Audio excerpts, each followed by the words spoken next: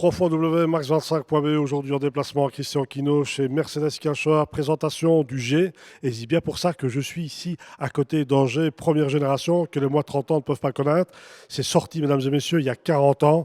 Comme vous pouvez le constater, à mon avis, les ingénieurs de l'époque étaient des grands fanatiques du cube et du parallélépipède parce que ça, c'est coupé à la hache.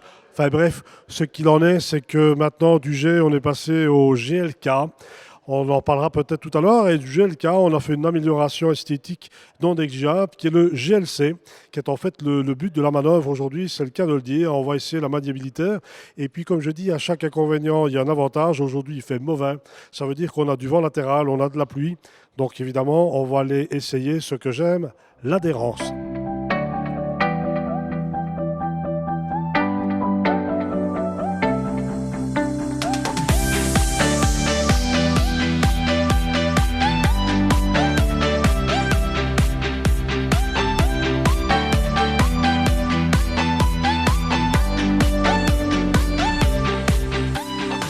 Avant de retrouver le point dynamique du GLC, qui est le reportage de ce jour, il y a certains points communs. Et le point commun, il est sur ma droite et votre gauche, c'est le C. Et bien pourquoi? Évidemment, il y a les deux lettres qui s'y rapportent, mais c'est qu'en fait, la plateforme du C ou des GLC, c'est la même chose. Et on va suivre maintenant le deuxième comparatif, c'est maintenant.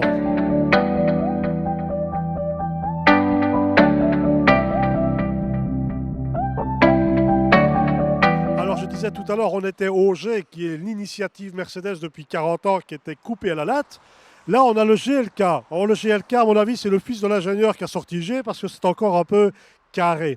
Alors, on est passé d'une ergonomie qui était quand même un peu limite. D'ailleurs, les tendances de vente Mercedes n'étaient pas exceptionnelles. Pour passer du GLK au GLC, donc voici la dernière évolution. G, GLK, GLC. On va aller faire un essai, on va voir ce que ça raconte sur la route maintenant.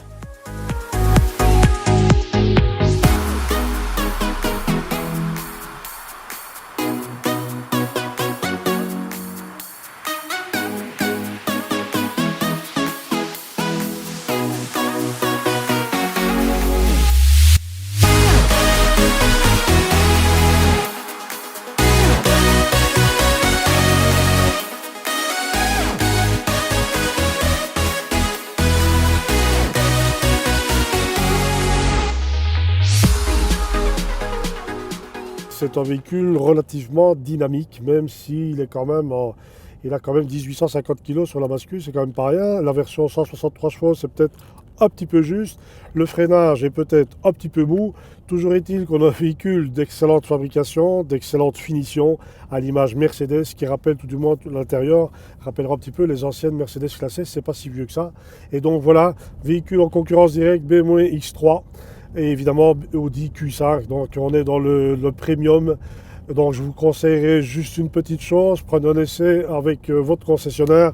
C'est encore la meilleure manière de se faire le meilleur rapport de votre attente par rapport aux options possibles. Et évidemment, comme dans d'autres marques, il y en a quand même quelques-unes.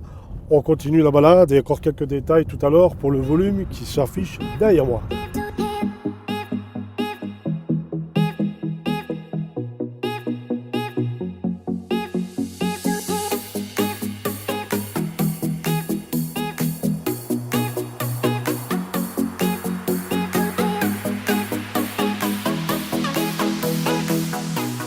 Alors, dans la continuité du reportage, je n'ai pas encore eu la chance de vous le présenter, c'est le bloc moteur qui fait tout ce qu'il peut, 163 chevaux, accouplé à une boîte de vitesse 9 rapports très dynamique, et Dieu sait s'il le faut pour pousser les 1850 kg de la bête, pour arriver évidemment en rendement le plus confortablement possible. Centre-ville, c'est parfait, sur autoroute, et évidemment c'est peut-être un petit peu plus difficile, mais quoique suffisant. Alors les côtés positifs, c'est quoi? C'est l'habitabilité parfaite, des espaces de rangement bien pensés d'ailleurs, un volume de coffre, et pour la famille, semble ça aussi très intéressant. Maintenant, il va falloir convaincre la deuxième personne, parce que la note de ce nouveau véhicule entrée de gamme est quand même pas loin des 38 000 € hors TVA. Donc voilà, ça me semble quand même un véhicule à réfléchir, et tout du moins à essayer en visitant la page www.cacheur.be, fixer un rendez-vous par rapport au garage, et Dieu sait s'il y en a un près de chez vous, puisque nous avons Liège, Eupen et Verviers. Voilà, je vous souhaite tous à toutes une excellente fin de journée. Un prochain reportage sur www.max25.be.